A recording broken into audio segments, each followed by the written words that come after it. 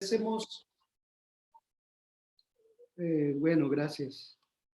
Es que me acabo de decir el sistema que esta reunión está siendo grabada. Vamos, tío. Venga. Bueno, listo. Entonces, vamos a tratar de introducirnos en ese misterio glorioso y bendito desde la palabra de Dios y desde el contacto que nosotros tenemos permanentemente con Jesús en relación a la espiritualidad y la pastoral que ejercemos tanto ad intra como ad extra de nuestros grupos. Entonces, partamos de la palabra de Dios. San Juan, bueno, la comunidad juánica, bueno, el autor del Evangelio de San Juan, quiso introducir su Evangelio con un prólogo que es una especie de resumen de todo lo que él va a explicar en su santo Evangelio. Este prólogo se asemeja bastante a las primeras palabras del libro del Génesis, en el que se nos intenta también mostrar con un lenguaje teológico el origen de todo, el origen de la creación, el origen del ser humano, el origen de lo terrestre, de lo visible y de lo invisible. Pues San Juan intenta hacer lo mismo con sus primeras palabras. Por eso toma literalmente en el principio, al comienzo de todo, como empieza introducido el libro del Génesis. Y tiene como principal propósito aportarle a las comunidades unas verdades fundamentales que se convertirían luego en el principal sustento de toda la teología en la cristología que nosotros hoy día tenemos. Empecemos por leer parte del prólogo y después nos vamos a los subsidios que tenemos. Dice la palabra de Dios que en el principio existía la palabra y la palabra estaba junto a Dios y la palabra era Dios. Ella estaba en el principio junto a Dios. Todo se hizo por ella y sin ella nada se hizo. Lo que se hizo en ella era la vida y la vida era la luz de los hombres. Y la luz brilla en las tinieblas y las tinieblas no la vencieron. Hubo un hombre enviado por Dios que se llamaba Juan. Este vino para un testimonio, para dar testimonio de la luz y para que todos creyendo por él, y para que todos creyeran por él. No era él la luz, sino que debía dar testimonio de la luz. La palabra era la luz verdadera que ilumina a todo hombre cuando viene a este mundo. En el mundo estaba y el mundo fue hecho por ella, pero el mundo no la conoció. Vino a los suyos, mas los suyos no la recibieron, pero a todos los que la recibieron les dio poder de hacerse hijos de Dios, a los que creen en su nombre. Vamos al verso 14, que es el verso central. Y la palabra se hizo carne y puso su morada entre nosotros. Palabra de Dios. Te alabamos, Señor. Cuando nosotros tratamos el tema de la cristología, necesito que el anfitrión me habilite la función de compartir pantalla, por favor. Ok, Pues, listo. gracias. Para poder hablar de cristología, del misterio de Cristo Jesús, y poder entenderlo, es fundamental que nosotros acudamos a lo que la iglesia nos dice, a lo que la iglesia nos propone. Y entonces, en este sentido, vamos a ir a una pequeña exposición que yo traté de organizar.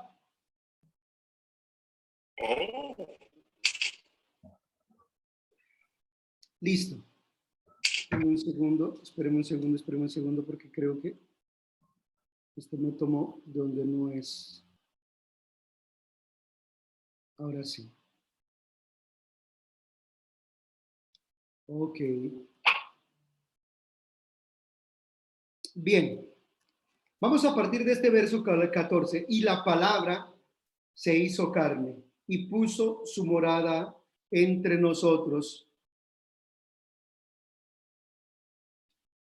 La palabra, el verbo por el que fueron creadas todas las cosas, tomó nuestra naturaleza humana y asumió esa naturaleza. Empecemos por aquí. En el admirable plan de la donación de Dios, que Él hace de sí mismo a la criatura, la encarnación es el acontecimiento central y culminante. Y en este misterio, María ha sido colaboradora con su fe y con su amor a la unión con Jesús, con la humanidad. La encarnación es obra del Dios uno y trino, pero vamos a ver cómo no es la Trinidad entera la que se encarna, la naturaleza de Dios uno y trino, sino Dios en la segunda persona de la Trinidad.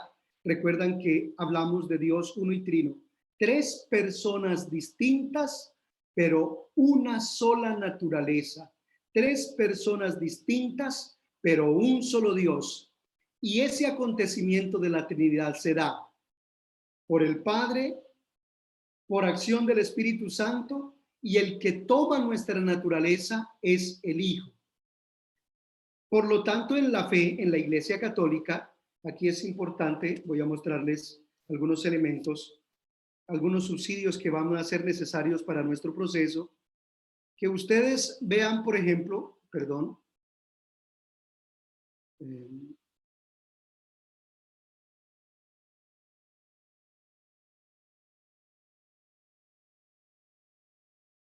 el Catecismo de la Iglesia Católica, aquí hay algo hermoso, mis queridos hermanos, perdónenme un segundo, es que el sistema no me deja ver. Ok, miren, ustedes y yo podemos descargar el Catecismo de la Iglesia Católica, que está en PDF, en muchas presentaciones lo encontramos en el internet. Y nos vamos a encontrar con que a partir del capítulo segundo, del numeral 422, el Catecismo de la Iglesia Católica nos va a resolver todo lo concerniente a Jesucristo, Hijo único de Dios. Y en la página del Vaticano, ahorita les comparto al final el link, ustedes van a encontrar una especie de instrumento que la misma iglesia desde el Vaticano nos presenta como subsidio para adentrarnos en el misterio de la persona de nuestro Señor Jesucristo. Este es un tema bastante complejo, muy denso y bastante largo, pero muy importante de entender, porque si no lo entendemos vamos a cometer errores a la hora de anunciar a Cristo y de mostrarles el rostro de Cristo a las personas que se acercan a Él a través nuestro. Esas personas a las cuales les vamos a anunciar a Jesús, muy seguramente van a terminar de pronto confundidas si nosotros no entendemos bien el misterio de Dios. Entonces, está el subsidio con las preguntas que se consideran pertinentes para adentrarnos en ese misterio, y está también el catecismo en el que podemos ir comprobando lo que cada pregunta nos va a ir introduciendo para poder ir resolviendo. Esto es como dos subsidios que les voy a mostrar más adelante, en los que vamos a usar permanentemente dentro de esta posibilidad de acercarnos a Jesús. Bien. ¿Qué nos dice el credo? ¿Qué es lo que confesamos en nosotros en el credo?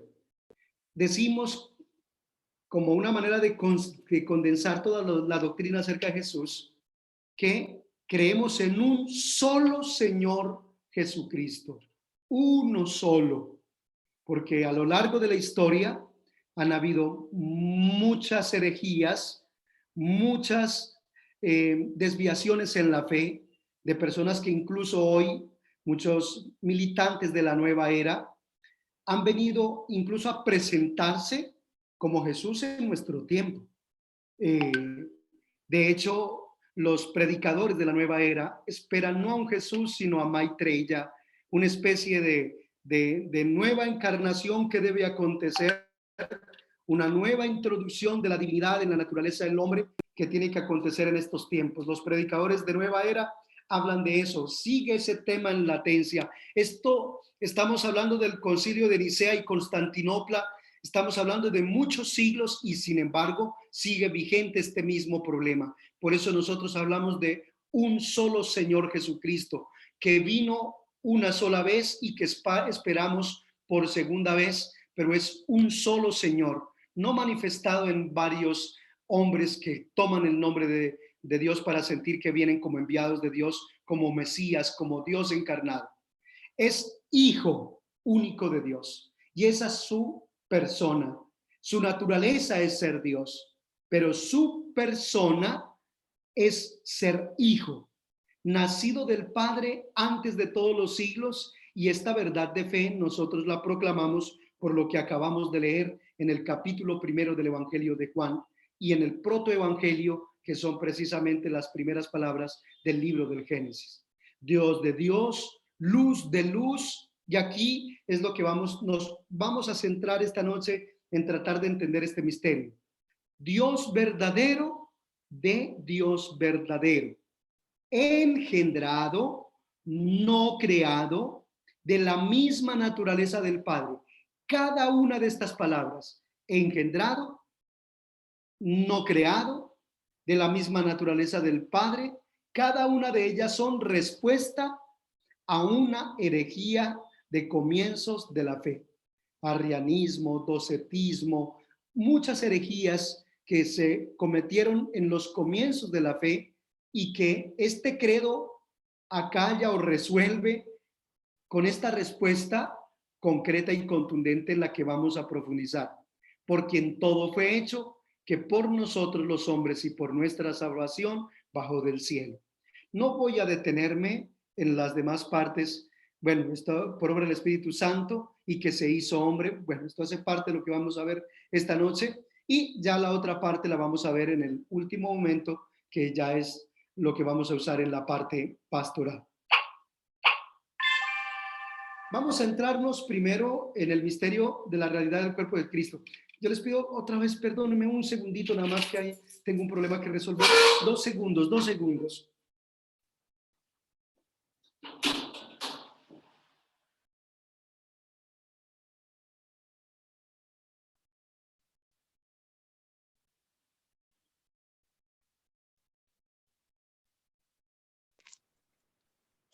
Clarísimo. Estamos en bien.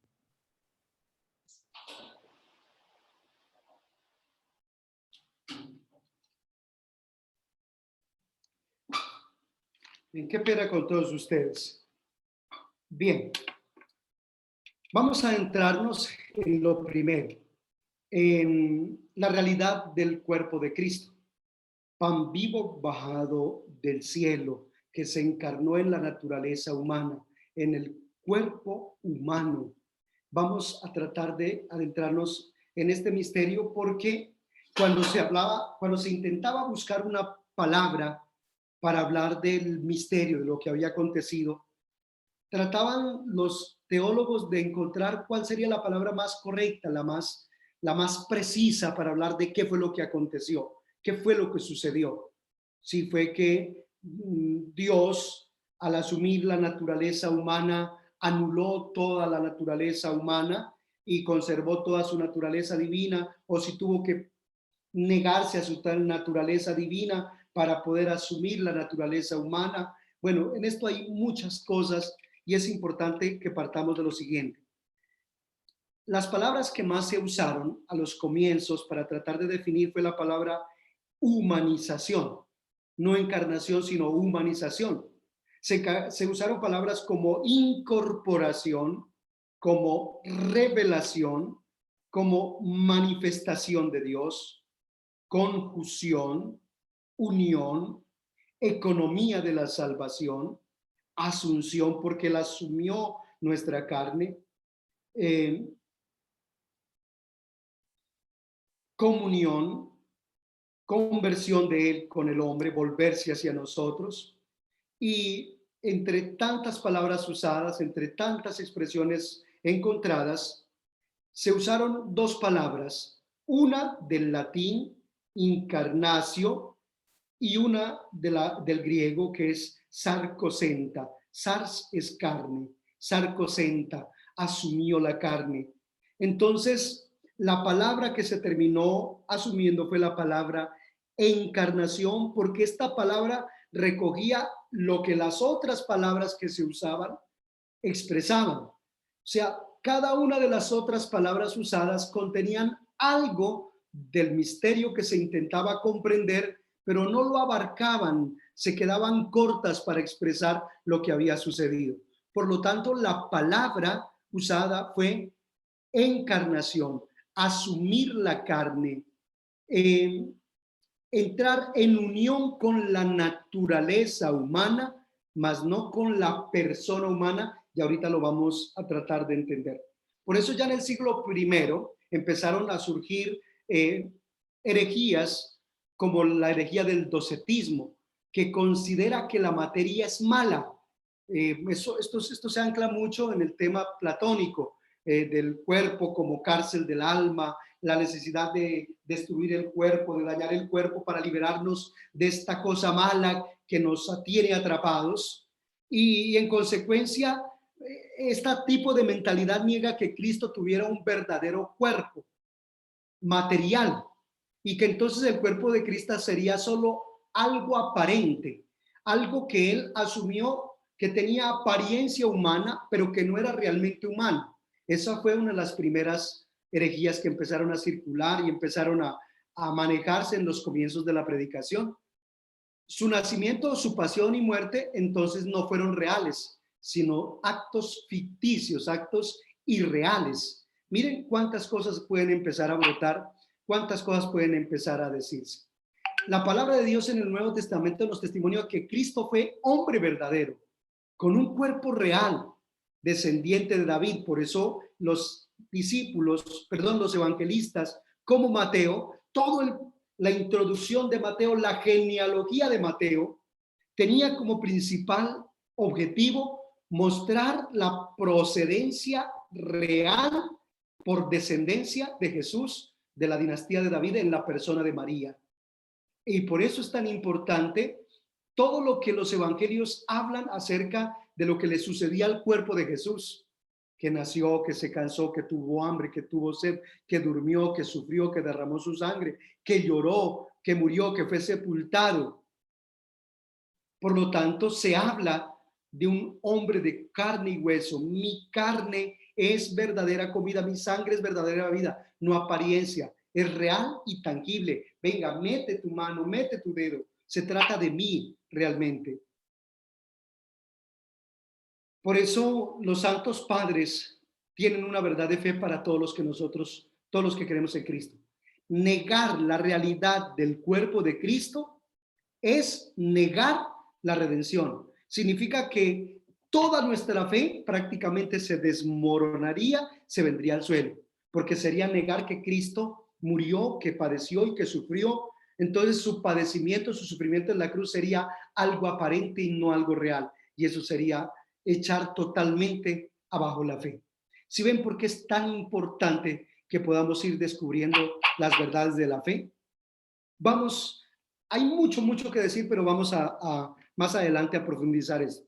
Ahora, la realidad del alma de Cristo. Con respecto al alma de Cristo, por ejemplo, Apolinar, hacia el siglo IV, decía que la humanidad de Cristo estaría compuesta solamente de carne y alma sensitiva. O sea, no del alma en todo su esplendor, en toda su naturaleza, el alma humana, sino solo un alma sensitiva. Por lo tanto, el verbo de Dios, el verbo encarnado, asumiría la función de alma intelectiva y racional. Fíjense, semejante esperpento de idea ¿cómo terminaría afectando la realidad del misterio de Cristo hecho hombre? Estaríamos ante un problema grandísimo. Los santos padres, para responder a esto, tienen que enseñar en su magisterio que sin el alma, es decir, sin que Cristo Jesús hubiese usado su inteligencia y su voluntad humana, Cristo no habría podido redimir al linaje humano. Pues entonces lo que fue redimido no fuese sanado, no fuese salvado, porque simplemente nunca fue asumido. Por lo tanto, todo el sufrimiento, el dolor, la angustia, todas las crisis internas, las crisis, las tentaciones de Jesús mismo en el desierto hubiesen sido algo aparente, simples actos de ficción. El apolinarismo es todo lo derivado de esta idea de apolinar. Fue condenado por el Papa San Dámaso en el Concilio de Constantinopla por allá en el año 381. La verdadera naturaleza humana de Jesús es unión de su alma toda, su alma en todo su esplendor, y de su cuerpo todo en todo su esplendor. Por eso en el credo nosotros decimos que descendió a los infiernos. Lo que descendió a los infiernos es el alma de Jesucristo nuestro Señor. Otro problema sobre Jesucristo como perfecto Dios. La primera diapositiva hablamos sobre el cuerpo de Cristo que asume nuestra naturaleza humana. En la segunda diapositiva hablábamos de la realidad del alma de Cristo, como si Cristo hubiese anulado nuestra alma y entonces hubiese tomado prestado un cuerpo para usarlo, pero ese cuerpo que fue usado perdiera toda su naturaleza porque solo utilizó parte de ella. Vamos a hablar sobre Jesucristo en su condición de perfecto Dios. El adopcionismo habla, esta es otra herejía que hubo a los comienzos de la fe, que Cristo no era una persona divina, sino un hombre que recibió una dinamis, es decir, una fuerza divina en el bautismo, una especie de gracia de Dios, pero no en la gracia que Jesús tenía, que era plena y total, sino una especie de fuerza extraordinaria que le daría a él la sabiduría y la fuerza, pero que no participaría en su carne de la naturaleza divina de la segunda persona de la Santísima Trinidad. Por lo tanto, simplemente recibió una fuerza que lo hacía un hombre extraordinario, un hombre superior, pero simplemente hombre, no un Dios. Por lo tanto, no es hijo de Dios por naturaleza, sino solo por adopción. Ejemplo, lo que decía Pablo de Samosata, obispo de Antioquía. Él en el año 628 se encargó de acallar este error de la fe que más adelante vamos a explicar. Y otro de los problemas que ocurrió fue el problema de la herejía de Arrio, o el llamado arrianismo, que es también llamado el subordinacionismo extremo. ¿Qué dice esta herejía? Que el Hijo era creado de la nada, que era una criatura del Dios Padre, a través de la cual se hicieron las demás cosas. Y esta herejía fue la que fue condenada allá en el Concilio de Nicea, y por eso nosotros hablamos verdadero Dios y verdadero hombre, engendrado, no creado. Cristo es homoousios, consustancial al Padre, es decir, es de la misma naturaleza del Padre, no de naturaleza distinta. La misma sustancia del Padre es la misma sustancia del Hijo y es la misma sustancia del Espíritu Santo. Una sola naturaleza, una sola sustancia, pero tres personas distintas. Hasta nuestros tiempos hemos tenido el problema de seguir negando esta verdad de fe de Cristo Jesús, verdadero Dios y verdadero hombre. Por ejemplo, el Papa Pío X tuvo que salir a responder a estas herejías que todavía se siguen dando en nuestro tiempo, en la encíclica Pacendi en el 1907. En el Nuevo Testamento encontramos nosotros algunas prerrogativas divinas acerca de la persona de Jesús.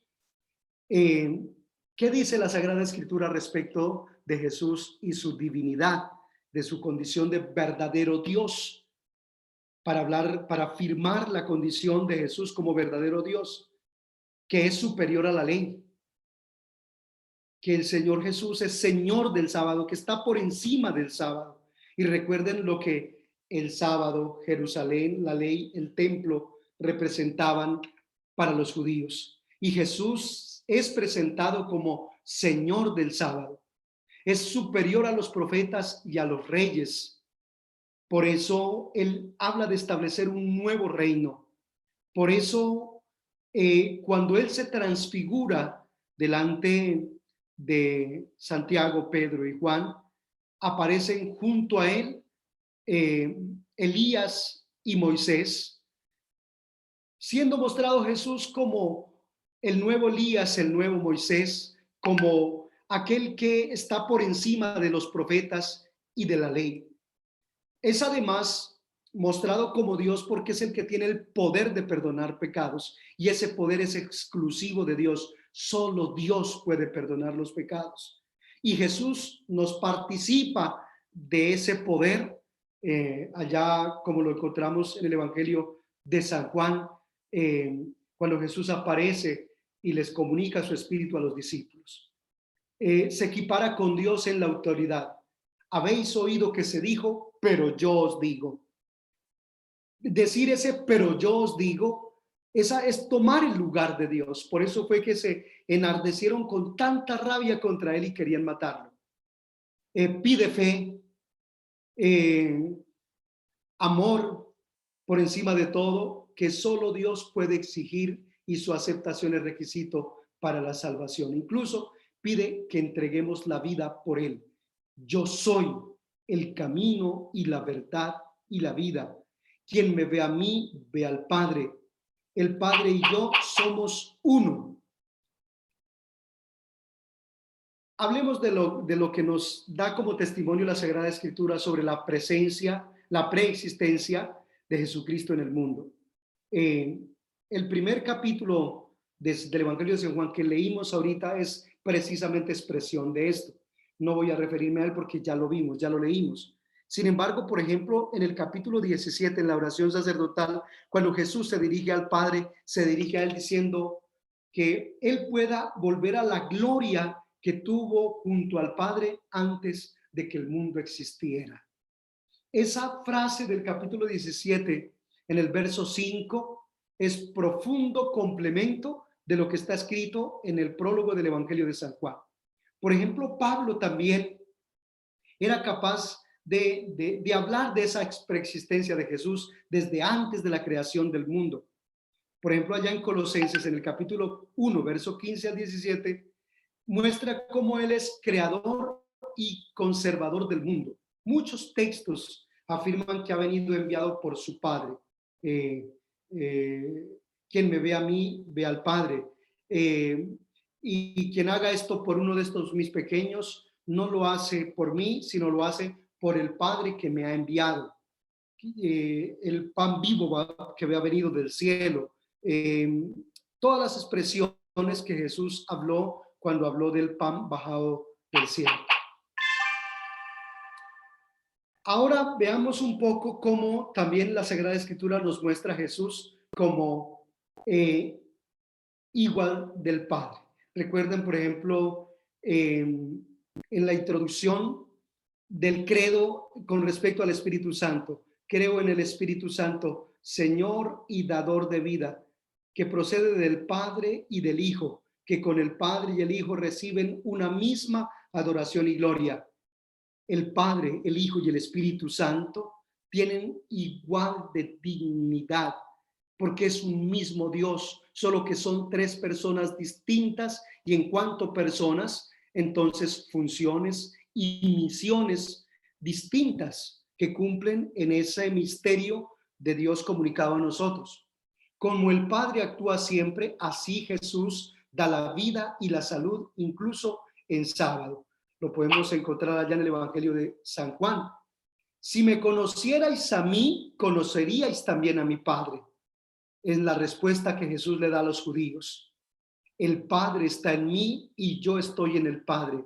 El Padre y yo somos uno. El que me ha visto a mí, ha visto al Padre. Estas citas bíblicas son el subsidio concreto con el que después ustedes pueden adentrarse, profundizar, verificar lo que en el Evangelio de Juan está contenido para precisamente dejar claro y no dejar lugar a duda con respecto a la divinidad de Jesús, con respecto a la humanidad de Jesús, con respecto a la igualdad de Jesús, con respecto a la preexistencia de Jesús. El Nuevo Testamento tiene afirmaciones explícitas y directas sobre su condición divina, como ya lo leímos en el prólogo de Juan. Por ejemplo, San Pablo, allá en Romanos en el capítulo 9, verso 5, dice: el cual es sobre todas las cosas Dios bendito por los siglos de los siglos. Los primeros creyentes tenían claro la divinidad de Jesús. Por eso nosotros de donde tenemos que agarrarnos es del Evangelio y de la Sagrada Escritura, del testimonio de la Sagrada Escritura. Muchos de los extremistas de la teología de la liberación prácticamente prescindieron de la condición divina de Jesús para quedarse con el Cristo histórico y el Cristo terreno, con el Cristo humano. Y por eso se fueron a extremos, por ignorar, por no tomar conciencia, por no saber comprender el misterio de un Dios que se muestra y que se revela, que es predicado, anunciado y testimoniado como verdadero Dios. En la carta a los Filipenses, San Pablo vuelve e insiste que siendo de condición divina, no hizo alarde de su categoría de Dios, sino que por el contrario se anonadó a sí mismo tomando nuestra condición humana. Por ejemplo, en la carta de Tito, también escrita a Tito, también está esa manifestación clara y concreta. Esperamos la manifestación gloriosa del gran Dios, Jesucristo el Señor. Pablo tenía, por lo tanto, total y plena conciencia de la condición divina de Jesucristo nuestro Señor. Ahora, con respecto a la segunda persona, en su condición de Hijo de Dios, la Sagrada Escritura, ¿qué dice? Por ejemplo, en el Antiguo Testamento, en el Deuteronomio capítulo 32, verso 8, este título Hijo de Dios es también dado a los ángeles, al pueblo elegido de Dios también se usa esta expresión Hijo de Dios, y a sus reyes, a Saúl, a David, son vistos como hijos de Dios, pero no en la condición de persona divina, sino en la condición de criatura de Dios que es hecho por Dios, pero no en su condición de Dios. Significa entonces una relación particular entre Dios y la criatura. Estas expresiones de hijo de Dios que encontramos en el Antiguo Testamento, que son muy distintas a las usadas en el Nuevo Testamento para hacer referencia a Jesucristo. Por ejemplo, ya en el Salmo 2, en el verso 7, ya se empieza a hablar del Mesías como hijo de Dios. Los profetas ya empiezan a hablar de la condición de hijo, pero no en la relación, sino en relación a su naturaleza.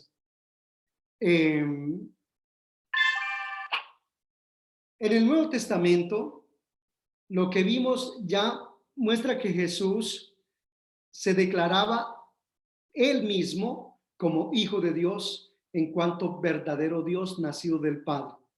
Esto era lo que los judíos no podían entender. Contra esto era que murmuraban, porque si Jesús hubiese hablado en su condición de hijo de Dios, como se hablaba de los ángeles, como se hablaba del pueblo de Dios, como se hablaba de los reyes, pues los judíos no hubiesen puesto tanto problema, no se hubiesen rebotado tanto, no se hubiesen alborotado tanto. Porque realmente Jesús hablaba de su condición divina, no de su relación de hijo, sino de su condición, de su naturaleza divina. Por eso es que ellos se indignaron tanto. Por lo tanto, Jesús distingue mi Padre de vuestro Padre. Incluso a ellos llegó un momento en el que el Señor allá en el capítulo 8 les dice que vuestro Padre el diablo, porque son hijos del diablo, porque escuchan al diablo y siguen al diablo. Es muy distinto a lo que dice Jesús cuando habla de mi Padre, hablar de mi Padre y yo somos uno. Él es hijo propio, nos dice San Pablo, allá en el capítulo 8, verso 3. Unigénito de Dios, hijo único de Dios. Claro lo tenía Pablo. Por ejemplo, en el anuncio de Juan 3:16, que fue enviado por el Padre, no a condenar al mundo, sino a salvarlo. Nadie conoce al Hijo sino el Padre, ni nadie conoce al Padre sino el Hijo. Con respecto a esto, Nestorio, patriarca de Constantinopla, para entender más este misterio, decía que María no sería madre de Dios porque Jesús, otro de las herejías con respecto a la divinidad de Jesús, dichas por Nestorio, terminarían haciéndonos entender que María no sería madre de Dios porque en Jesús habría dos personas, una divina y otra humana. Esto, por favor, escuchen bien esto porque aquí fue donde se armó el zaperote. Aquí fue donde se armó la Juan Pablera, pero que lo diga así. Se armó el problemón. ¿Por qué empezaron a hablar de que en Jesús había dos personas? La persona humana que Jesús tomó para encarnarse y la persona divina. Si Jesús no hubiese asumido totalmente la naturaleza humana en su condición de Dios total, de Dios en la segunda persona, de persona divina, naturaleza divina, pero persona de hijo, entonces María solo hubiese sido madre de la persona humana, mas no de la persona divina. La unión entre la naturaleza divina y la naturaleza humana serían solo una unión moral entre dos sujetos. Identidad de voluntad, pero no se podría decir que el Hijo de Dios nació de María. Vamos a verlo un poquito más adelante. Esto fue refutado por San Cirilo de Alejandría y condenado en el Concilio de Éfeso en el año 431. Esta unión de las dos naturalezas de Cristo en la persona es a lo que nosotros llamamos la hipóstasis. Yo sabía que en la clase pasada les decía que no me iba a introducir, pero veo que es necesario que como cristianos católicos adquiramos este lenguaje, esta cultura, para que después cuando nos hablen de eso no nos cojan con los pantalones abajo, como diciendo, ups, yo nunca había escuchado esa palabra, yo nunca había comprendido esto dentro del lenguaje de la doctrina de la Iglesia Católica. Entonces, esta palabra hipóstasis o unión hipostática, que es la expresión que más se usa en la teología, es fundamental para poder entender este misterio. Entonces, la palabra hipóstasis lo que significa es persona en el sentido llano. Entonces, aquello lo que está hablando es que la unión de las dos naturalezas, la de Cristo en la persona divina del Verbo, única en Cristo, con la persona humana, no se da en cuanto que haya sido dos personas las que se unieron, sino dos naturalezas en una persona, que es la persona del Hijo de Dios. La persona humana no podía asumirse, vamos a verlo ahorita, un poco más adelante. Es un misterio un poco difícil de comprender, bastante denso, pero yo espero poder ser claro con las diapositivas para no perdernos. Entonces, por eso María es verdaderamente Madre de Dios.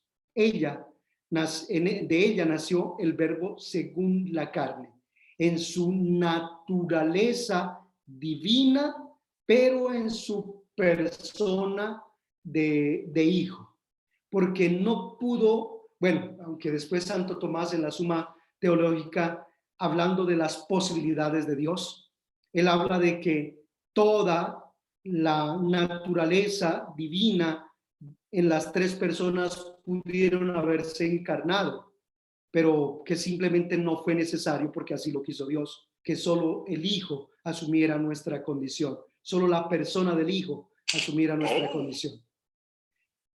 Ante esta situación viene otro de las herejías que se dieron a los comienzos de la predicación, que fue el monofisismo, que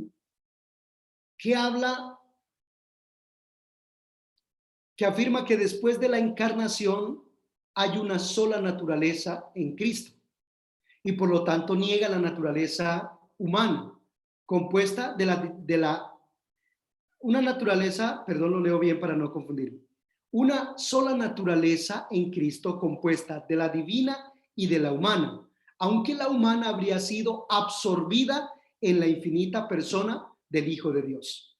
Algo así como Jesús, al asumir nuestra naturaleza humana, anuló nuestra naturaleza humana, absorbió toda nuestra naturaleza humana y lo que realmente quedó fue solo la naturaleza divina en la persona de Cristo. Entonces, por eso se habla de monofisismo. Y este error teológico fue condenado por San León Magno en el Concilio de Calcedonia hacia el año 451. Decía, hay que confesar a un solo y mismo Hijo y Señor Jesucristo, perfecto en la divinidad y perfecto en la humanidad. O sea, cuando Cristo asumió nuestra naturaleza humana, no anuló nuestra naturaleza humana, la naturaleza humana en Cristo Jesús. La naturaleza humana del Hijo de Dios se conservó absolutamente todo su cuerpo, toda su alma, en todo su esplendor. Jesucristo no fue anulado en su persona, en su naturaleza humana, y por eso fue asumido totalmente esa naturaleza. Verdaderamente Dios y verdaderamente hombre. Se ha de reconocer a un solo y mismo Cristo Señor, Hijo único del Padre en dos naturalezas, sin confusión. Estas palabras son totalmente determinadas. No se confundieron las dos naturalezas. No hubo un intercambio y esa unión hipostática hacen que sea un solo ser. Jesucristo, el Señor y Dios verdadero. Un solo ser, pero en dos naturalezas. Una sola persona, Jesucristo, verdadero Dios y verdadero hombre, una sola persona, pero en dos naturalezas, una unión hipostática de una naturaleza divina que no perdió nada de sí y una naturaleza humana que no perdió nada de sí y que se unieron, por eso unión hipostática, en la persona de Cristo, sin separación. Quedan a salvo las propiedades de cada una de las naturalezas. Ahora más adelante vamos a ver lo que pasa con la persona humana, que ya es otro discurso que hay que profundizar. Una hipóstasis o individuo es una sustancia individual completa, subsistente en sí misma, independiente en su ser a otros individuos. Eso es a lo que llamamos persona. Se llaman personas a las hipóstasis más dignas, los seres racionales que son dueños de sus actos. Yo soy hipóstasis, tú eres hipóstasis. En la persona de Jesucristo, verdadero Dios y verdadero hombre, hay un ser único, diferente, independiente, subsistente, consistente, que existe en sí, en el cual están unidas dos naturalezas.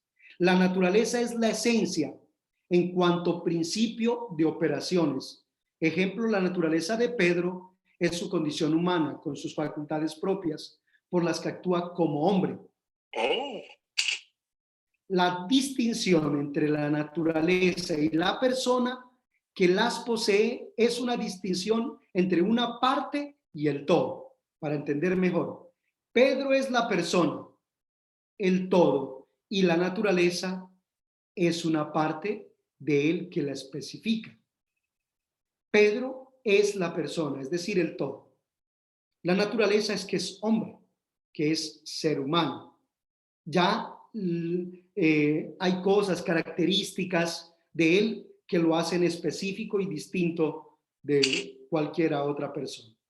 La unión de las dos naturalezas en Cristo es unión hipostática en la persona. La persona es Cristo Jesús. La persona es ese ser que tiene dos naturalezas, no dos personas que se unen.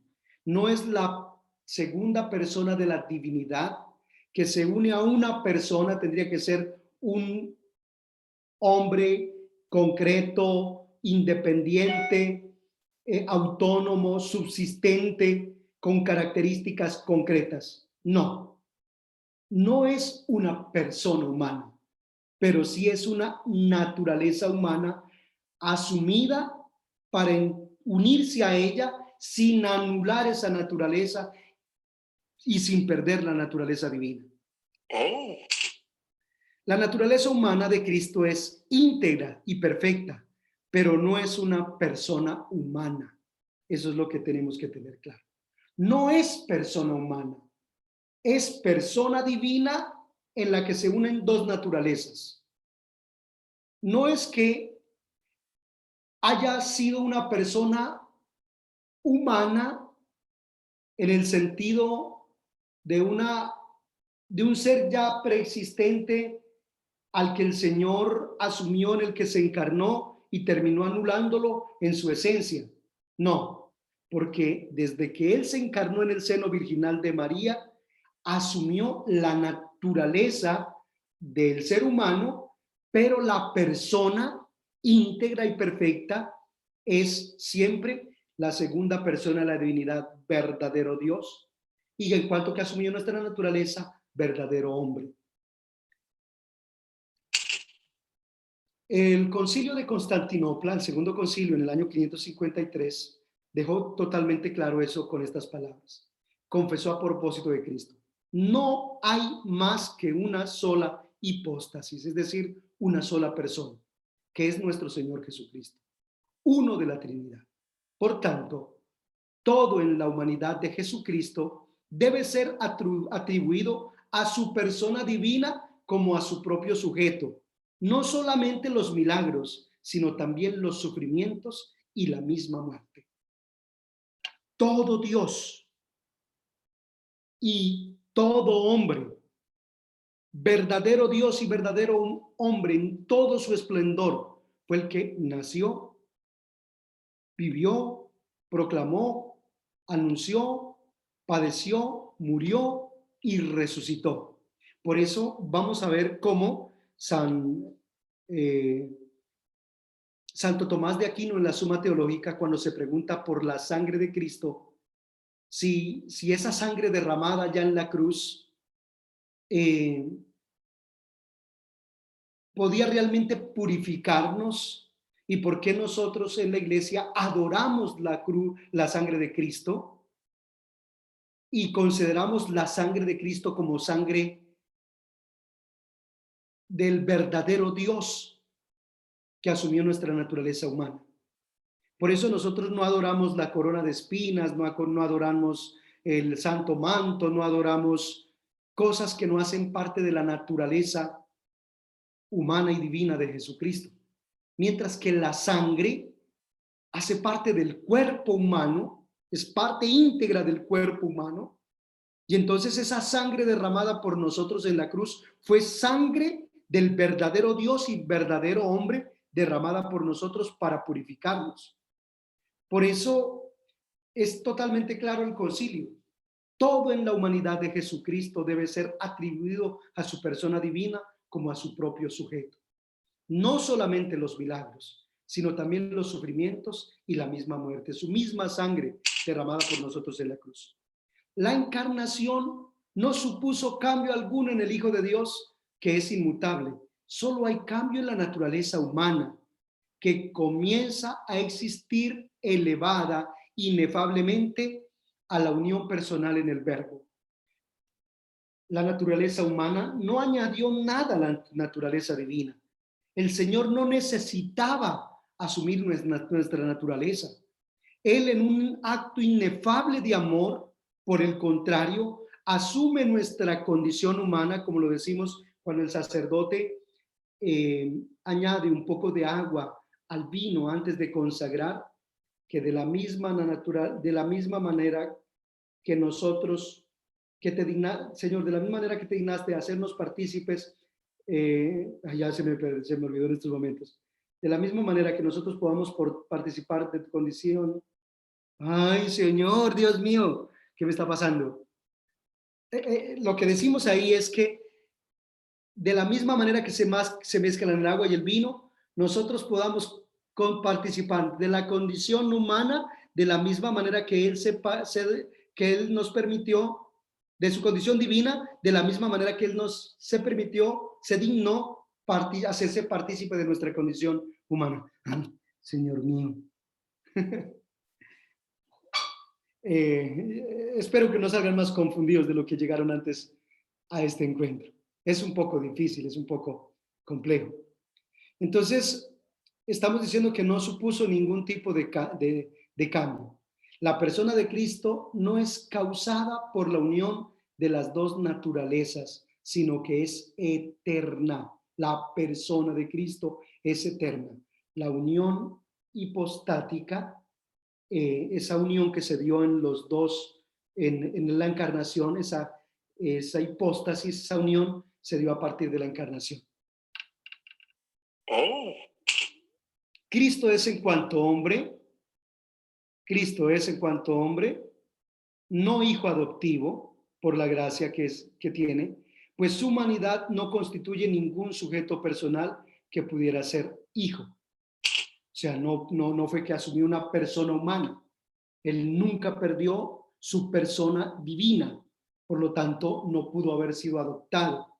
El Hijo de Dios, persona, es hijo de María, pues ha nacido verdaderamente de ella, según su naturaleza humana. Nacen personas, no naturalezas. Para unos autores recientes, la personalidad consistiría en la apertura de la conciencia humana al ser en general, al infinito, sea Dios. Pero entonces, como en Cristo hay un centro de conciencia humana referido a otro centro de conciencia divino, habrían dos subjetividades en él, una divina por ser Dios y otra humana por ser y otra humana, Cristo. Jesús será un hombre en quien tiene lugar la revelación suprema de Dios, según esta teoría. En esas teorías reducen la realidad de un ser a uno de sus actos. La persona sería la simple conciencia de sí, lo cual es un error, pues toda operación vital, como lo es la conciencia, requiere un sujeto operante, que es la persona. La persona no se identifica con su conciencia, ni se constituye por ella. La persona es quien tiene esa conciencia de sí. O sea, lo que hace a una persona no es el momento en el que empieza a hacer uso de su conciencia, que esta es como la discusión que tienen los proabortistas, que se puede abortar porque todavía no es una persona, que es persona en cuanto que empieza a hacer uso concreto de su conciencia. en cuanto que es dueño de sí mismo, en cuanto que puede encontrar su propia identidad, en cuanto que puede definir su propia identidad. Y entonces ahí es donde se justifica el hecho de que lo que hay en el vientre no es una persona, sino un montón de carne, un feto. Hay varios nombres incluso para hacer referencia a lo que hay allá en el vientre de una mujer. Mientras que la iglesia, la teología nos dice, no, la persona no se identifica con su conciencia ni se constituye por ella. La persona es quien tiene esa conciencia, y mientras que el ser humano que está formándose allá en el vientre, por ser humano, en su esencia de ser humano, ya es persona, porque en potencia puede hacer uso de ella cuando ya crezca. El Hijo de Dios ha hecho partícipe a la humanidad asumida desde la dignidad de su persona. Al expresar el misterio de la encarnación, se da una especie de comunicación de propiedades entre lo humano y lo divino, que se llama comunicatio idiomatum. Para ser más específicos, a la única persona de Cristo hay que atribuir tanto todas las propiedades y acciones de su naturaleza divina, como también todas las propiedades y acciones de su naturaleza humana. Se puede decir, Dios ha nacido de María, o también se puede decir, Dios ha muerto por nosotros. Jesucristo, verdadero Dios y verdadero hombre, murió en la cruz. Toda la persona de Cristo.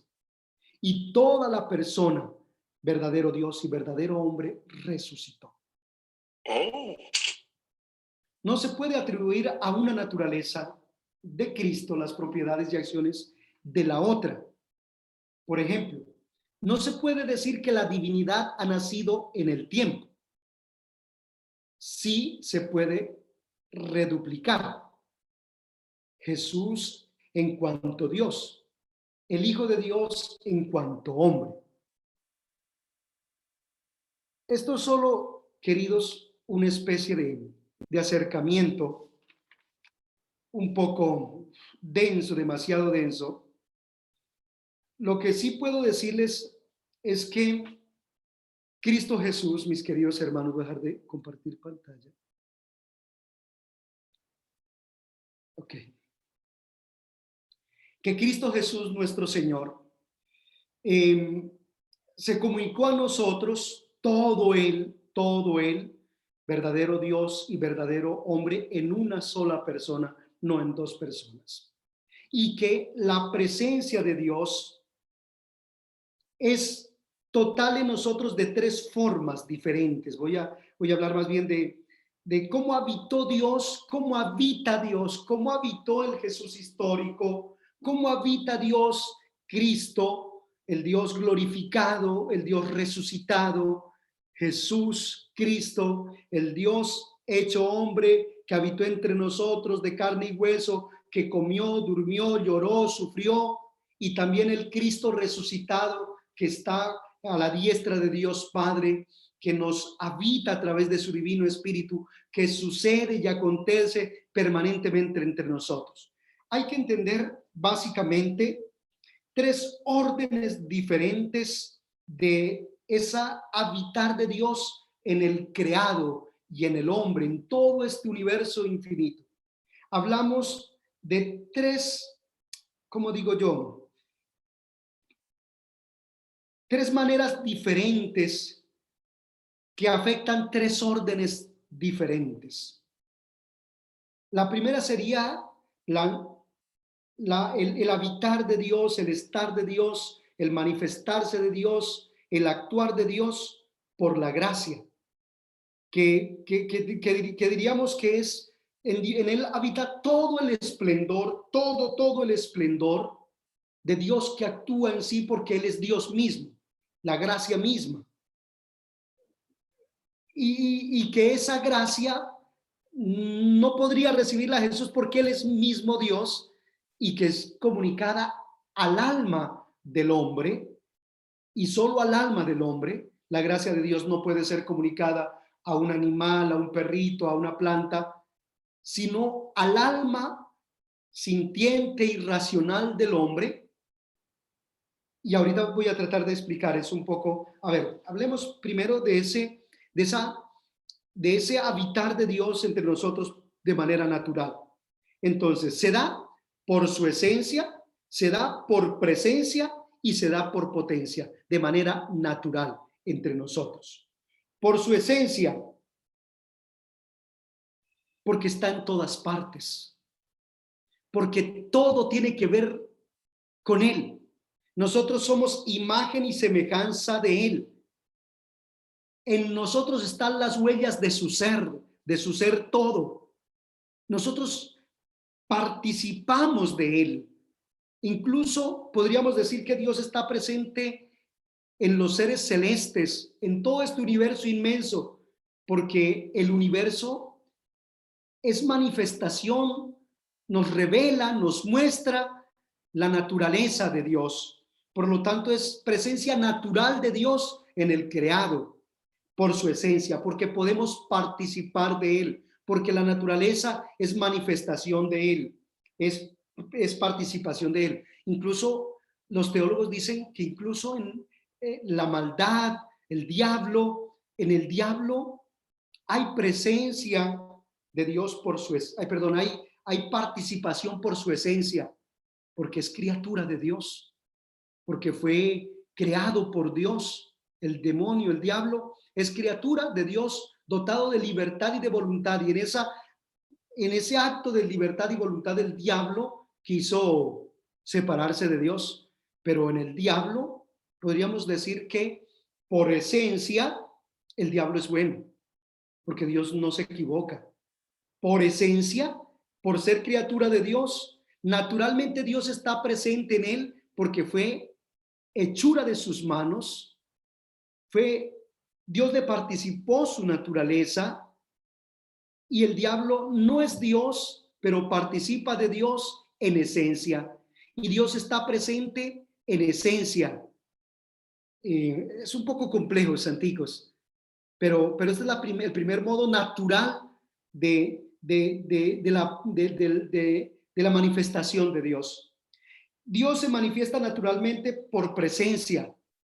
Él está en nosotros, actúa en nosotros, en la persona de Cristo. Recuerden que por Él fueron creadas todas las cosas y nada existe sin Él, y Él está en todos y nos hace participar a todos. En Cristo, por Él y en Él. Todo está impregnado de su ser. Él está en medio de nosotros naturalmente en presencia por su divino espíritu. Y en potencia, porque Dios puede obrarlo todo en su poder.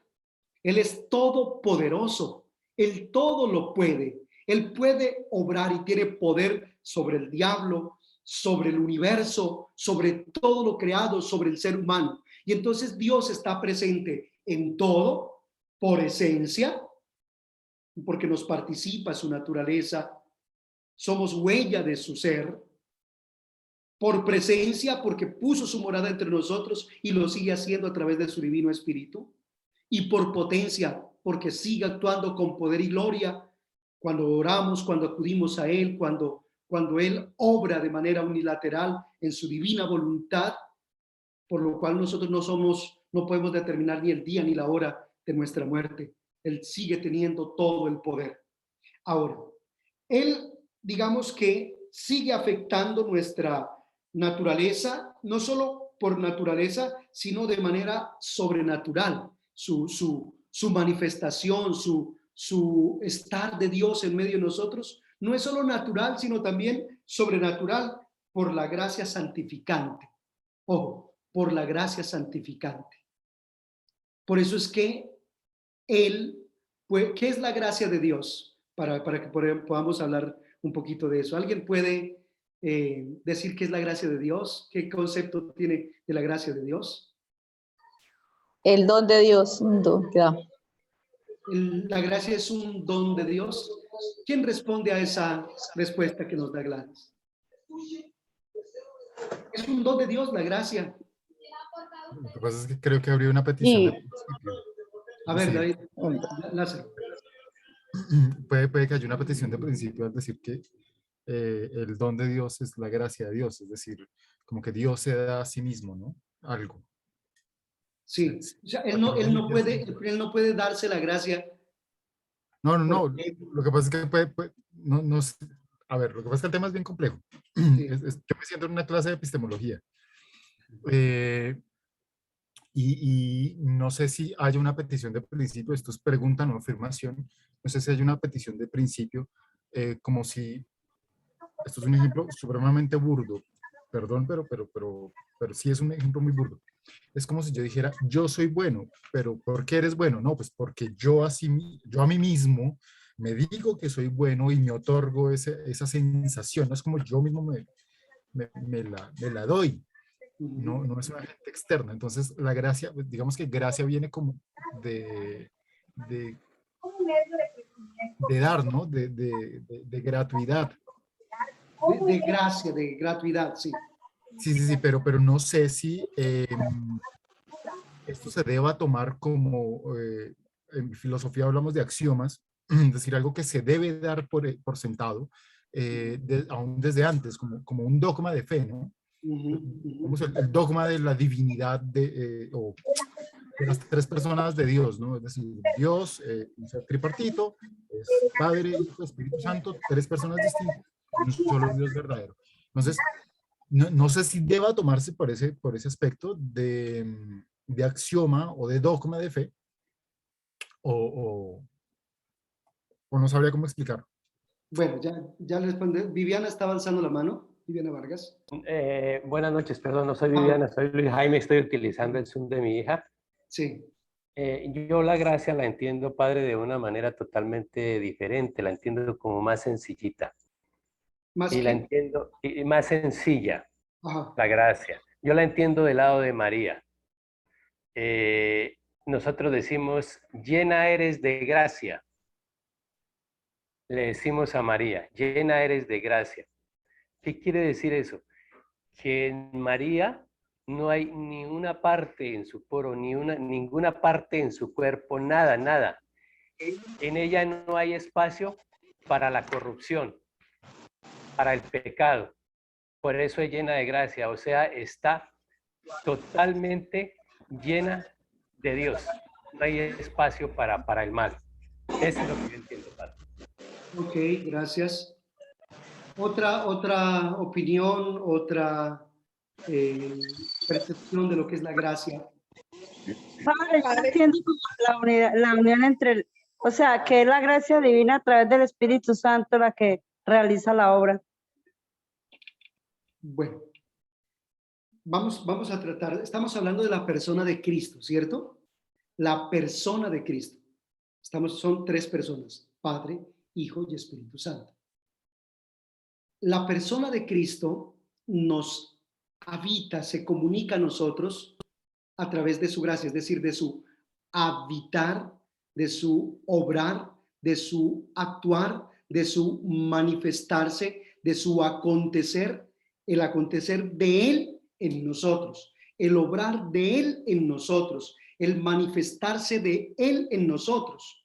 La gracia de Dios es ese obrar, actuar y manifestarse de Dios en la vida de nosotros y que esa gracia, ese actuar, ese obrar, esa intervención concreta de Cristo Jesús en el corazón del hombre se da en el cuerpo, alma y espíritu, pero específicamente en el alma del ser humano, en esa capacidad que tiene el ser humano para comprenderse, entenderse, para asimilarse, para entrar en relación, para ser dueño de sí, tomar conciencia, para identificarse, para determinarse. En todas esas facultades humanas que nosotros tenemos, Jesucristo se manifiesta de manera sobrenatural a través de su divina gracia. Él en su persona nos habita y actúa en nosotros a través de su divino espíritu, del espíritu del resucitado. Entonces, por eso hablamos de esa presencia de Dios, perdón, presencia no, ese manifestarse, ese habitar de Dios, ese actuar de Dios en el mundo y en el hombre de manera natural, por esencia, por presencia y potencia, de manera sobrenatural, por la gracia santificante, por ese habitar y obrar y actuar de él directamente en el alma del ser humano, en la naturaleza misma del ser humano. Es que tiene el poder de transformar, de modificar nuestra naturaleza en nuestra alma, no en nuestro cuerpo. No va a ser que nos salga un sexto dedo, no va a ser que nos salga un tercer pie, porque él empezó a actuar, sino que en nuestra alma, en nuestro ser consciente, en nuestro ser racional, en nuestro ser con capacidad para amar, en nuestro ser lleno de emociones y sensaciones, Dios hace su actuar, obra, actúa, se manifiesta, se hace sentir en nosotros de manera sobrenatural. No sé si les quedó claro o quedaron más kung fu que nosotros. Por eso, lo que nos decía don Luis con respecto a la Santísima Virgen María, la llena de gracia es la totalmente habitada por Dios, la que Dios nuestro Señor, en la persona del Espíritu Santo, es inundada de su presencia, de su ser. Es decir, ella recibe en su alma la acción de la tercera persona de la Trinidad, que la hace capaz de, sin perder su naturaleza humana, sin perder toda su condición humana en cuerpo y alma de espíritu, es decir, los miedos, las tristezas, los temores, las angustias que pudieron haber surgido, las perplejidades. De hecho, ella dijo, ¿cómo puede ser posible si no conozco varón, aunque estaba llena de gracia? O sea, no por estar llena de gracia significa que al estar llena de gracia su naturaleza humana no actúa con todo y lo que es, solo que el habitar de la persona divina, como el Espíritu Santo en María, como Cristo Jesús en nosotros, como el Espíritu Santo en nosotros, porque también nos es comunicado y nos dado la persona del Espíritu Santo, nos viene a nosotros. Entonces, hablar de gracia santificante es hablar de la presencia del resucitado a través de su divino Espíritu, obrando en nosotros, en nuestra naturaleza humana, de manera concreta en nuestra alma, que es la que nos permite tener conciencia y poder hacer uso de la libertad y por lo tanto actuar como personas, como seres íntegros, persona humana, que es única, distinta, diferente, autónoma, y por eso el amor de Dios, cuando hablamos del amor de Dios, decimos que el amor de Dios es incondicional, es eterno, y decimos que es personal. Esa expresión de que el amor de Dios es personal, de que Dios ama de manera particular a cada persona en su condición de persona, no como a Coca-Colas, ¿cierto? Como en serie, todas igualiticas, y entonces el amor de Dios es igualitico para todos. No podríamos hablar de igualdad, sino de gracia. Y esa gracia es desbordante y esa gracia no tiene medida, y no podríamos decir a ver si Dios te ama más a ti o me ama más a mí, porque cuando hablamos de gracia santificante, hablamos del amor de Dios que nos habita a través del Espíritu del resucitado, habitándonos, obrando, actuando en nuestra naturaleza para ser transformada, y en nuestra naturaleza, más exactamente en el alma concretamente.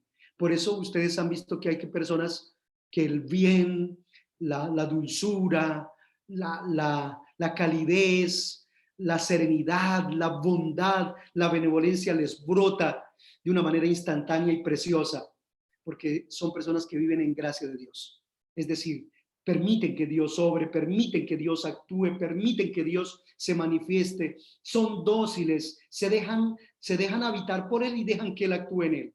Y entonces, cuando hablamos de Jesucristo nuestro Señor, Él se manifiesta y nos habita de manera natural y de manera sobrenatural por la gracia santificante. Y el tercer orden diferente de manifestación de Dios, podríamos decir que es el modo hipostático, que es esa unión de las dos naturalezas de un Dios que se hizo hombre, que estuvo entre nosotros y que resucitó y sigue siendo el mismo verdadero Dios y el mismo verdadero hombre en todo su esplendor, en toda su naturaleza. Listo, queridos. Eso con respecto a... es una breve introducción, un breve brochazo denso, difícil, yo sé que no es fácil de captar y entender, pero necesario para poder comprender la misión de Jesús nuestro Señor, que es concreta, que es diferente de la del Padre y que es diferente de la del Espíritu Santo. Ya cuando vamos a hablar, pasar un poco de este ámbito de lo racional, de este ámbito de la especulación, de este ámbito del dogma y de las verdades de fe, al ámbito de lo pastoral, ya hay que hacer una especie de aterrizamiento, un aterrizaje de todo esto para hacerlo práctico en el momento de entrar en contacto con las personas. Porque, por ejemplo, si nosotros no entendemos ese modo de estar de Cristo Jesús, ese modo de manifestarse, de hacer naturalmente presencia, de participarnos su potencia, de participarnos su esencia, de obrar en nosotros sobrenaturalmente y de estar en nosotros y con nosotros de manera hipostática en la persona de Cristo Jesús como verdadero Dios y verdadero hombre, entonces nosotros vamos a seguir hablándole a un Dios imaginario, a un Dios que habita en la nebulosa, que está por allá en la estratosfera, y no al Dios vivo y verdadero que está aquí, que está con nosotros, ese Dios que podemos ver en el pobre, en el humilde, en el sencillo, en el que sufre, ese Dios que podemos ver y encontrar también en el que está enceguecido por el pecado, pero al que Dios ama y en el que Dios actúa con su gracia si esa persona deja que ese Dios vivo y verdadero entre en su vida. No sé qué preguntas pueden venirles, qué aportes, qué perplejidades, sensaciones, sentimientos les provoca a ustedes en estos momentos esto que hemos estado hablando. Padre, Ruth Clavijo tiene la mano levantada, no sé si quiere hacer alguna pregunta. Y por aquí Sonia Montaña preguntaba qué es la gracia. Y Emma Rodríguez le recomendaba que mirara el Catecismo Católico, que en el numeral 196 y siguientes habla de lo que es la gracia. Gracias, Sandrita. ¿Alguien quiere hacer alguna pregunta?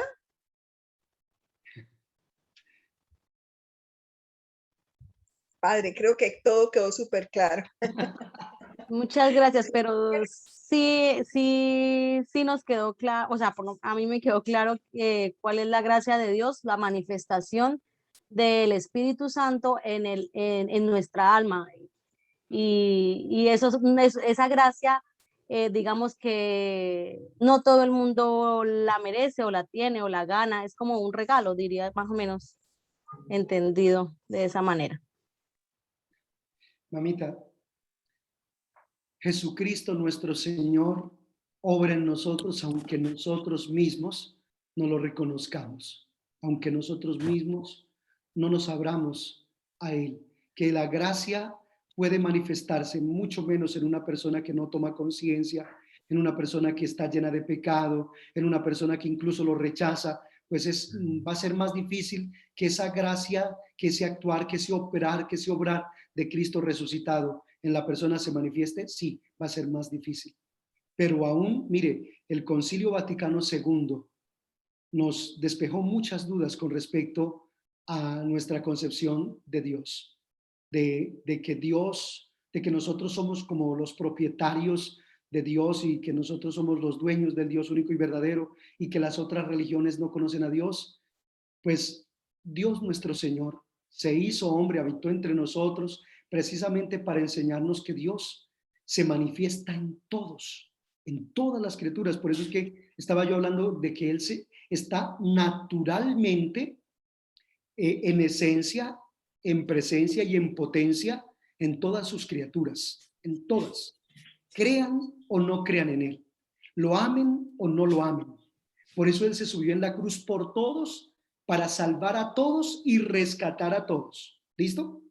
Sobrenaturalmente por su gracia, en cuanto que nosotros recibimos el Espíritu Santo el día de nuestro santo bautismo, en cuanto que nosotros abrazamos la fe, le conocemos y nos abrimos a su acción, y por lo tanto, esa manifestación sobrenatural de Dios puede ser más plena en una persona que confiese la fe, más total, más perfecta, más concreta, y la podemos ver traducida en obras, acciones, comportamientos, actitudes, disposiciones, compromisos en los que son conscientes, viven esa gracia por el bautismo, por su comunión diaria, por su confesión, por cada momento que oran, por cada momento que hablan la palabra de Dios. Entonces, esa presencia sobrenatural de Cristo Jesús se comunica, se manifiesta, está presente, obra y actúa por la divina gracia en aquellos que se abren a la acción del Espíritu Santo.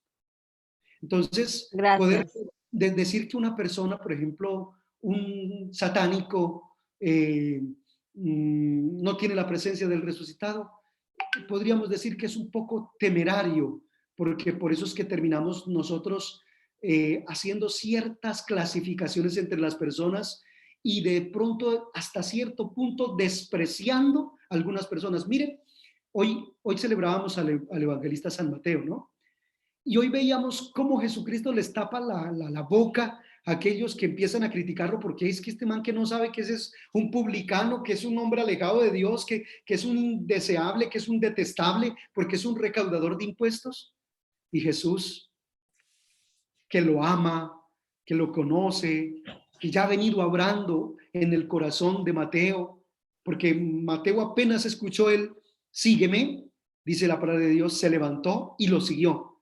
Significa que Mateo, aunque todavía no había hecho su proceso de bautismo, su proceso de apertura a la acción del Espíritu Santo, todavía no conocía de confesión, todavía no sabía de confirmación, todavía no sabía de todos estos sacramentos que hoy día nosotros vivimos. En el momento en el que Jesús llama a Mateo, ya antes Dios, el Verbo encarnado por el que fueron creadas todas las cosas, ya Él, muy seguramente sin que Mateo fuera consciente, de manera sobrenatural, por su divina gracia, habría actuado en el cuerpo y alma y espíritu de Mateo. Por eso es que Mateo es capaz de responder, aquí estoy, me voy con todas con el Señor Jesús. Significa que, por eso Jesús les calla la boca a los judíos que tenían la idea de que, nosotros sí somos los que tenemos a Dios, nosotros sí, y por eso despreciaban, por eso se contaminaban de los otros, porque ellos se habían metido en la cabeza, no, como usted no es bautizado, hablemos de cómo hablaría uno que sería como un judío de la época de Jesús. No, es que usted ni se ha bautizado ni ha hecho la primera comunión, ¿qué va a tener a Dios dentro? Y empezamos a juzgar y condenar y señalar y discriminar y apartar. Pues no. La clase de hoy nos ha enseñado que Dios está presente naturalmente en todas sus criaturas, que se manifiesta y obra por esencia en todas sus criaturas, que se manifiesta, obra y actúa en todas sus criaturas por potencia, aunque no lo sepamos, aunque no nos demos y aunque no lo advirtamos.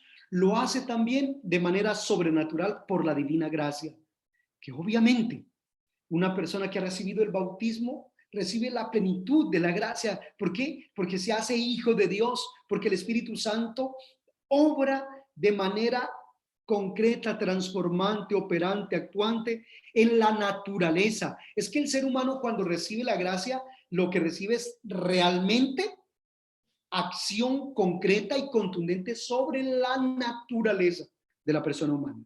Por eso cuando se sana el cuerpo, se sana el alma y se sana el espíritu.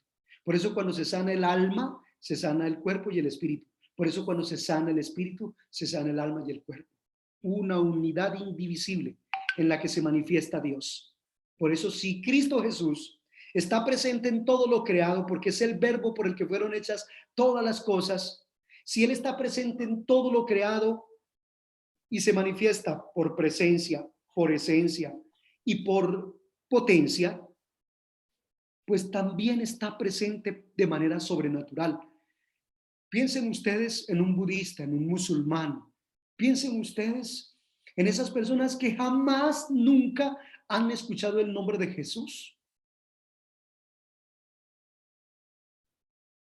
Esas personas Dios las ama.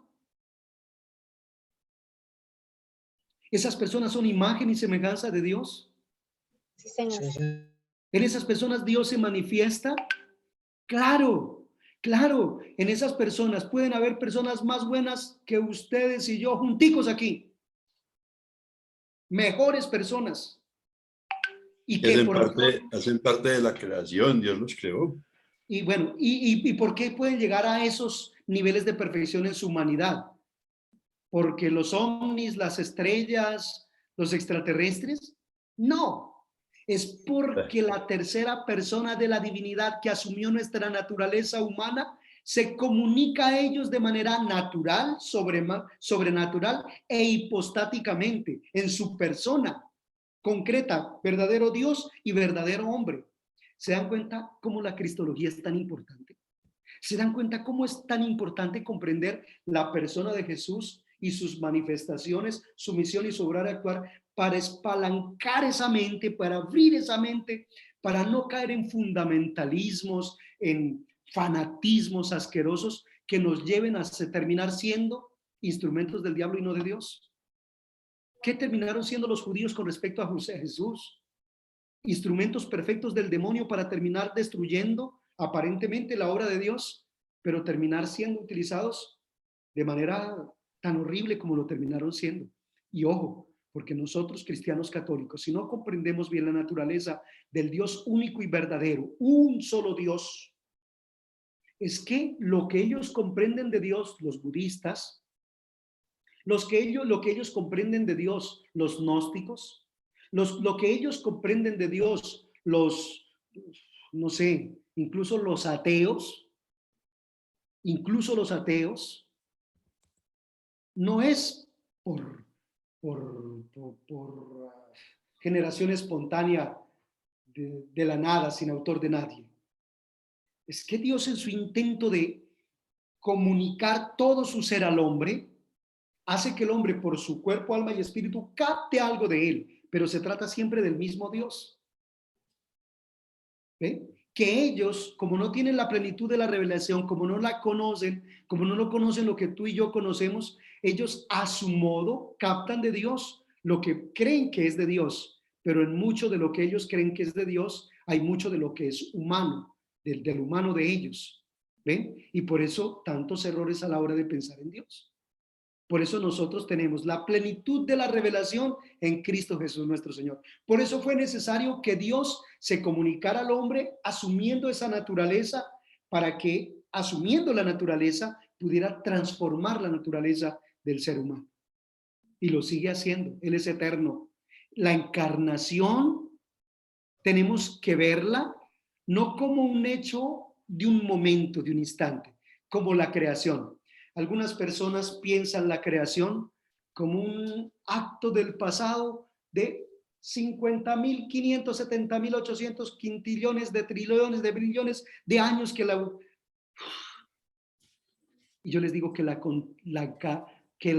creación no fue, la creación es, porque Dios es eterno. La creación no fue, es. La encarnación no fue, es. La resurrección no fue, es. Dios es eterno y su naturaleza no cambia. Son tres personas distintas, pero una sola naturaleza. La naturaleza de Dios no cambia. Dios es eterno, omnipresente, omnipotente, omnisapiente. Por eso las manifestaciones naturales de Dios en presencia, en potencia y en esencia. ¿Listo, queridos? Muy bien, padre, muy bien, de verdad que muy claro todo lo que nos viene diciendo. Dios le pague, padre. Bueno, a veces me enredo un poquito porque es que, como les decía yo a ustedes, Normal, es normal. Yo no soy dogmático, yo soy pastoralista. Yo tengo una pregunta, pero súper puntual. Sí. ¿Cómo? Yo tengo una pregunta súper puntual. Yo no he encontrado, es decir, dentro de todo esto es importantísimo entender la naturaleza divina y humana de Jesucristo y que ninguna de las dos anula la otra. Porque en últimas el sacrificio y su redención a la humanidad es posible, es porque las dos están juntas, porque las dos hacen parte de una misma persona. Y es Dios haciéndose humano. La pregunta sería, dentro de todas las cosmovisiones que ¿hay algún otro que se haya hecho Dios humanado? Es decir, o bueno, que haya encarnado. Sabemos que en el Islam no, porque Mahoma es profeta y Alá Dios, pero Mahoma no hace parte de la divinidad. Dentro del hinduismo, perdón, si dentro del hinduismo tampoco ninguno de los dioses encarnó.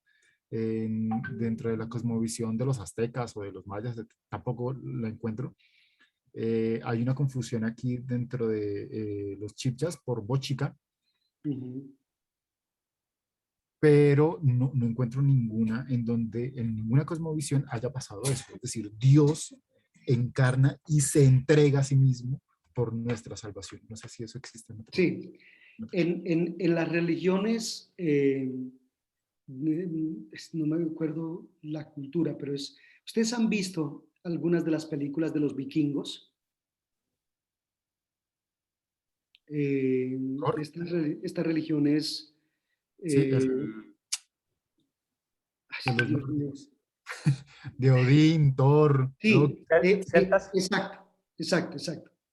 Si ustedes ven toda la mitología que hay respecto de esos dioses hechos hombres, en esas culturas sí existen, no obviamente, no con la profundidad, no con la claridad con los que la Iglesia ha venido decantando este misterio y ha venido definiendo las verdades de fe, pero en esas cosmovisiones de esas religiones nórdicas, de esas religiones anglosajonas, sí existían esas, de alguna manera, concepciones de dioses que se hacen hombres y de hombres que tienen condiciones divinas. En esas cosmovisiones sí.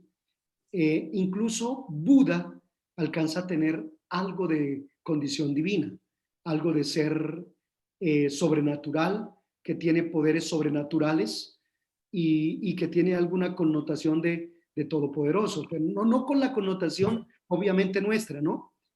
Pero sí... Ahí ocurre algo curioso, padre, y es, perdón por la interrupción, pero es que pasaría lo mismo que pasó con una de las... ¿Cómo se llama? ¿De las herejías? De las herejías, donde decían, no, lo que pasa es que la presencia de Dios, Hijo, por así decirlo, reencarnó, que no es lo mismo que encarnar, en la presencia de otro ser humano. Lo que anularía digamos, la necesidad de María como virgen pidiendo a un hijo. Sí. Pues no cuadra. Sí, obviamente. Además, es decir, lo que alcanza Buda es, según su cosmovisión, es un estado de iluminación, pero él no es Dios, a pesar de que muchos lo consideren como tal. Sí, obviamente, pero le dan culto a Buda. ¿Ven? Le dan latría a Buda. Ellos en su cosmovisión. Obviamente, la idea de encarnación concretamente es nuestra, es del cristianismo, sino que cuando su merced me preguntaba por eso, yo digo que hay nociones, que hay de alguna manera como especie de intuiciones de esto en manifestaciones como esa mitología de las religiones antiguas nórdicas y como esta la que estamos hablando, ¿no? Tanto que allá pues precisamente no es encarnación sino reencarnación, pero esa idea de que un ser puede meterse en otro ser y actuar desde otro ser, pues obviamente son diametralmente opuestas y contrarias, pero tienen que ver con nociones en su intento el hombre de explicar la relación del hombre con Dios. Son intentos que el hombre en ese manifestarse de Dios en las distintas culturas, ellos han venido percibiendo. Por eso nosotros hablamos de que nosotros en Cristo Jesús tenemos la plenitud de la revelación. Ok, Padre. Gracias, Bueno, padre. el señor que está allí levantando la mano, pero antes de el señor que está con el nombre de Viviana Vargas, ya le doy la palabra un segundito, pero quería hacerle la pregunta que la señora Lucía está haciendo y dice, Padre, ¿por qué los hermanos separados dicen que solo hay un Dios y no es mismo Jesús? Pues precisamente por ignorar la Sagrada Escritura, por ignorar la doctrina de la Iglesia. Por ejemplo, dentro de los hermanos separados, no son cristianos los adventistas, no son cristianos la Iglesia de Jesucristo de los últimos días, los mormones, no son cristianos los testigos de Jehová. Ellos hablan de Jesús, nombran a Jesús, leen el Nuevo Testamento, pero no creen en Cristo como verdadero Dios y no tienen noción de la Trinidad. Por eso los evangélicos sí. Si vamos a hablar de herejías, de confusiones, de errores en la fe, podemos revisar las concepciones de Dios en los hermanos protestantes y encontramos por montones. Ok, Padre. Ahora sí, entonces démosle la palabra al señor que está con el nombre de Viviana, que es la hija. Luis. Sí, mire, para Lázaro y para el Padre, es que en la lectura que he hecho sobre la Sagrada Escritura, hay un texto muy hermoso y pues para mí me dice mucho. Me explica en el fondo quién es María, quién es Jesús, y justamente también me explica lo que está preguntando nuestra hermana Lázaro, acerca de una persona que haya resucitado y que tenga como ese don.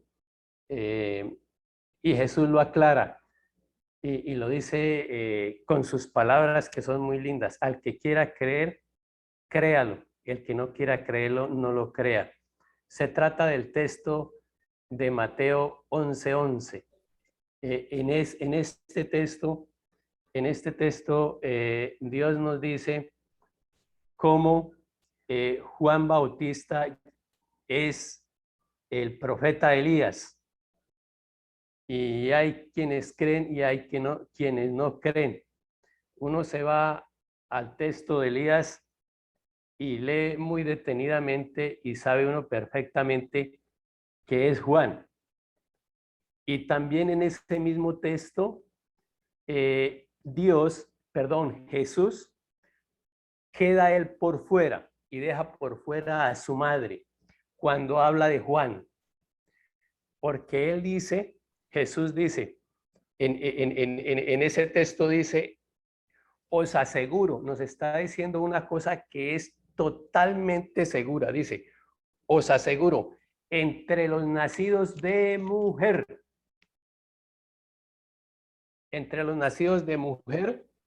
no ha surgido uno más grande. Pero entonces ahora digamos, si Jesús nació o no nació de mujer, démonos cuenta que él en ese momento también deja por fuera a María. ¿Y qué nos está mostrando de María? Que tanto él como María son personas divinas, porque él en ese texto queda por fuera. Es lo que yo entiendo, Padre, es lo que yo entiendo, no es lo que yo estoy aseverando, es lo que entiendo, Padre. Don Luis, por eso es que nos toca, por eso ninguno de nosotros nos podemos quedar con lo que entendemos, sino con lo que la Iglesia nos enseña, con lo que el magisterio nos enseña, con lo que la misma teología va dándonos, va aportándonos para comprender. María es criatura humana, totalmente humana. María no tiene condición divina. María es un ser humano, asunta al cielo sin perder su naturaleza humana, pero tampoco sin asumir la naturaleza divina.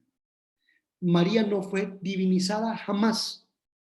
En ningún lugar de la Sagrada Escritura dice que María fue divinizada. Ni hay noción, ni hay ni siquiera la sugerencia de eso.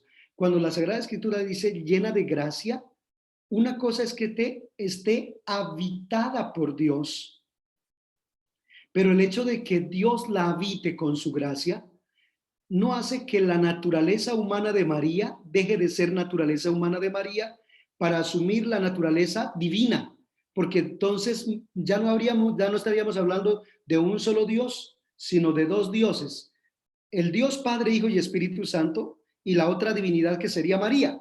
Entonces ya no habría un solo Dios, sino dos dioses, una femenina y un masculino, o que Dios no tiene, bueno, Dios no tiene sexo, pero estaríamos pensando algo así. María no es divina. Nosotros creemos en un solo Dios, y ese solo Dios es Padre, Hijo y Espíritu Santo. María no tiene connotación de divinidad. Incluso hay unas personas que se atreven a ponerla en la categoría de corredentora, que incluso en algunas letanías yo he escuchado a algunos hermanos diciendo que María es corredentora. Y la iglesia, eso lo dicen algunos hermanos movidos por la piedad y por el excesivo amor a María. Y yo no peleo con eso y respeto, y yo también amo mucho a la Santísima Virgen María y le rindo a ella hiperdulía, que es el culto que nosotros le damos. O sea, yo a María la exalto por encima de cualquier otro santo, ángel o ser del cielo, de la tierra. Para mí María, después de Dios, es la más grande discípulo, la mejor modelo, la más bella y preciosa de los seres humanos que hayan existido en la tierra, para mí María, pero jamás dejará de ser un ser humano, que fue asunta por Dios al cielo, que fue llena de gracia, pero por ser llena de gracia no perdió su naturaleza humana, y por estar llena de gracia no asumió la naturaleza divina, sino que fue preservada desde la eternidad. Por eso Inmaculada Concepción de María, preservada por Dios porque es omnipotente, porque Dios todo lo puede. En esa omnipotencia de Dios, Dios quiso preservarla del pecado desde la eternidad, para que fuera el tabernáculo purísimo de su Santísimo Hijo. Pero María padeció y murió y resucitó y fue asunta al cielo. Jesús ascendió porque es Dios, nunca dejó de ser Dios. Pero María no ascendió, María fue asunta, es decir, fue llevada por la divinidad, porque solo la divinidad podría llevarla en cuerpo, alma y espíritu a la eternidad. Y desde allá ella intercede por nosotros. No sé si le quedó claro a don Luis y le quedó claro a todos. Gracias, Padre. Con mucho gusto, don Luis. Bueno. Bueno, Padre, entonces, ¿le parece si terminamos con una oración? Claro que sí. No sé si hay más preguntas, pero bueno. ¿Cuál es este segundo capítulo? Iba a ser un poco más difícil porque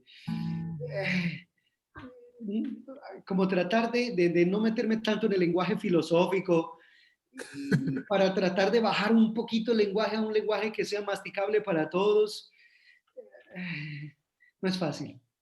Ahí hay que dedicarse uno a la dogmática, y pues yo no soy dogmático. Sin embargo, intenté meterme un poquito para tratar de hacer asequible un poquito el misterio, pero ahorita cuando entremos a lo pastoral vamos a estar en lo más bello, el tercer momento, porque ya es... Vamos a ver. Yo voy a ver si le tiro un salvavidas, Padre. Dentro de nuestra percepción, de hecho era algo que hablábamos hace 8 días, y era el acercarnos a Dios conociéndolo a Él, tratando de cambiar nuestra vida, cambiar nuestros actos, cambiar nuestra forma de relacionarnos, etcétera, y cambiar la forma en que nos relacionamos con Él. Sin embargo, entender su divinidad es un camello. De ello trata toda la filosofía. Por eso hablamos de axiomas, teoremas, corolarios, tesis, síntesis, etcétera, ¿no? Que son términos complejos que utilizamos para hacer más preciso nuestro lenguaje y que no terminemos dando nociones vagas sobre lo que se es o no se es. Por ejemplo, una noción vaga es la calvicie. Entonces, se es calvo siempre y cuando cuánto pelo no tenga. Yo sería calvo o no, porque yo, digamos, tengo pelo, pero pues ya tengo poquito. Entonces, ¿soy o no soy calvo? Eso es una noción vaga. Lo que se intenta desde el lenguaje es tratar de hacer el lenguaje de la forma más explícita que nos sea posible para que nuestra comunicación no llegue a un error. Yo entiendo que y creo que lo comprendemos todos, este tema es un tema muy complejo, es un tema difícil de entender, pero en ello vamos y aquí hay una luz maravillosa para poderla comprender. ¿Te parece bien si hacemos una canción? Sí, sí. Pasamos a la oración y terminamos. Una vieja amiga y una vieja conocida. Disculpame, madre, la oye. No, ya el grito. Una vieja amiga de un gran, y también se podría decir que viejo amigo, ¿no? Los cielos y la tierra te alaban, mi Señor, y el fondo de mi alma glorifica tu esplendor. Hoy quiero adorarte con todo el corazón y gritarle al mundo que tú eres mi Señor, y adorarte y amarte y llevar tu nombre por todo el universo y adorarte y amarte y llevar tu nombre por todo el universo y que vuelvan hacia ti, Señor. Señor Jesús, tú te manifiestas en nuestra vida de tantas formas distintas, Señor, que nos permites descubrirte presente en nuestros hermanos, en el creado, que nos permites descubrirte presente en el templo, en el sagrario, en el momento del encuentro personal contigo en la Eucaristía, descubrirte presente en tu cuerpo y tu sangre, tu divinidad, que se nos da como alimento para darnos vida eterna. Descubrirte presente, Señor, en los momentos difíciles, en los momentos de adversidad. De saber, Señor, que estás ahí, vivo y resucitado, operante, actuante, transformante. Te bendecimos y te alabamos, Señor, por hacerte tu amigo, por ya no llamarnos siervos, sino amigos, por ser ese Dios cercano, ese Dios siempre presente, siempre vivo, siempre actuante. Y te alabamos y te glorificamos por este don maravilloso de la fe, fruto de tu gracia, de tu actuar en nosotros, de tu obrar permanentemente en nosotros. Esta fe que es fruto de la gracia, esta esperanza que tenemos en ti que es fruto de la gracia, este amor que brota en nosotros por los seres que amamos, por aquellos que debiéramos amar, que es fruto de tu actuar y tu obrar en nosotros, Señor, de tu presencia glorificada y santa entre nosotros por medio de tu divino Espíritu. Señor, a ti el honor y la gloria, a ti la alabanza, que todo nuestro ser se disponga para servirte y que hagamos de tu causa nuestra causa, de tu misión nuestra misión. Amén. Gloria al Padre, al Hijo y al Espíritu Santo, como era en el principio, en el siempre, por los siglos de los siglos. Amén. Amén. Amén. Padre William, muchísimas santificado sea tu nombre, venga a nosotros tu reino, hágase tu voluntad en la tierra como en el cielo. Danos hoy nuestro pan de Cada día, perdona nuestras ofensas, también nosotros perdonamos a los que nos ofenden. No nos No nos dejes dejes en la tentación y líbranos del mal. Amén. Que el Señor esté con ustedes. Y con tu espíritu. La bendición de Dios Todopoderoso, Padre, Hijo y Espíritu Santo, descienda sobre ustedes y les acompañe siempre. Amén. Bueno. Bueno, Padre William, muchísimas gracias, y a todos los amigos que esta noche nos acompañaron. Gracias por permitirnos, Padre, cumplir este trabajo tan bonito que estamos haciendo desde Renova Más Colombia. Contarles que Rafa Castro también él es el líder en Colombia de Renova Más. David forma parte del equipo. Aquí también nos está acompañando esta noche Marcelita y yo. Somos parte del equipo Renova Más Colombia, y después les estaremos contando bien de qué se trata, y agradecerle, Padre, por acompañarnos en este proceso de evangelización y de discipulado misionero con el que queremos liderar esta causa aquí de Renova Más Colombia. Para todos los amigos, mil y mil gracias. Buenas noches, y si Dios lo permite, nos vemos dentro de 8 días. Chao. nos faltó Orlando. Buenas noches, gracias. Padre William, muchas gracias. Orlando. México. San Gabriel. Muchas gracias, Padre. Buenas noches, Colombia y Argentina. Un abrazo grande, Padre William. Maravillosa la prédica. Discúlpame, Orlando, mil gracias. No. Orlando es líder de Renova Más Argentina y líder, mejor dicho, gran líder para nosotros, Orlando, discúlpame. No, somos un equipo. Bendiciones. Gracias, bueno, bendiciones para todos, chao. Gracias, Padre William. Con mucho gusto. Rico.